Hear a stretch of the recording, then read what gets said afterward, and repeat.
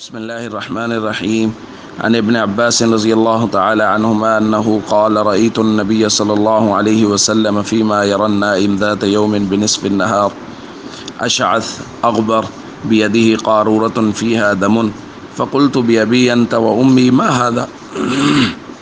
قال هذا دم الحسين وأصحابه ولم أزل ألتقطه منذ اليوم فأحصي ذلك الوقت فأجد قتل ذلك الوقت رواہ احمد۔ حضرت ابن عباس رضی اللہ تعالیٰ عنہ فرماتے ہیں میں نے رسول اللہ صلی اللہ علیہ وسلم کو خواب میں دیکھا، دوپہر کا وقت، حضور علیہ الصلوۃ والسلام کے کپڑوں پر، حضور علیہ الصلوۃ والسلام کے بالوں پر مٹی پڑی ہوئی ہے، حضور کے ہاتھ میں ایک بوتل ہے اور اس میں خون ہے۔ میں نے عرض کیا میرے ماں باپ آپ پر قربان ہو جائیں یا رسول اللہ یہ کیا ہے؟ حضور نے فرمایا یہ حسین اور اس کے ساتھیوں کا خون ہے اور میں صبح سے اس کو اکٹھا کر رہا ہوں۔ حضرت ابن عباس فرماتے ہیں کہ میں نے اس وقت کا اندازہ کیا تو وہی میں نے بعد میں تحقیق سے پایا کہ حضرت حسین کے قتل کا وقت وہی تھا۔ دوستو، کربلا میں حضرت حسین اور ان کے صحابی، ان کے ساتھیوں نے اور خانوادہ رسول نے استقامت کی جو داستانیں رقم کی ہیں اور عظیمت کی جو تاریخ لکھی ہے، وہ کائنات اس کی مثال پیش کرنے سے قاصر ہے۔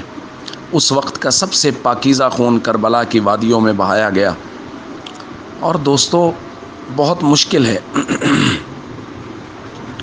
بہت مشکل ہے خاندان میں ایک موت ہو جائے تو کوہرام مچ جاتا ہے، برداشت مشکل ہو جاتی ہے۔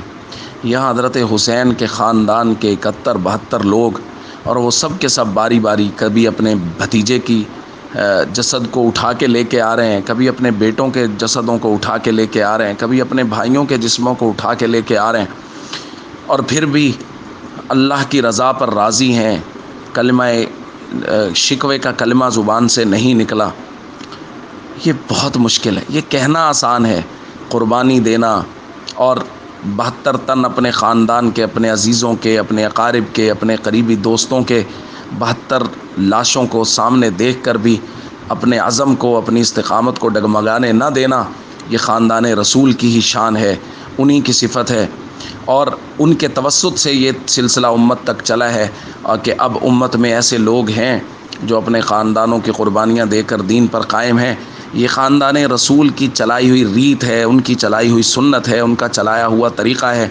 حضرت حسین اور ان کے ساتھی قیامت تک کے لیے اور قیامت کے بعد تک کامیاب ہیں، اور ان کے مقابلے میں آنے والے تمام کے تمام لوگ ساری زندگی اور قیامت تک اور قیامت کے بعد آنے تک ناکام ہیں۔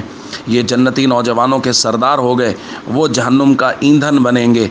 ہمیں ہمیشہ اس بات کے لیے تیار رہنا چاہیے کہ خاندان رسول نے جو قربانیاں دے کر ہمیں درس عظیمت و استقامت دیا ہے، دین کے لیے جتنی بھی قربانیاں دینی پڑیں، جتنی بھی مشکلات برداشت کرنی پڑیں، جتنی بھی پریشانیاں برداشت کرنی پڑیں، وہ کریں، لیکن اپنے آپ کو دین پر ہمیشہ ثابت قدم رکھیں، دین سے 1 انچ بھی اپنے آپ کو پیچھے نہ ہٹائیں۔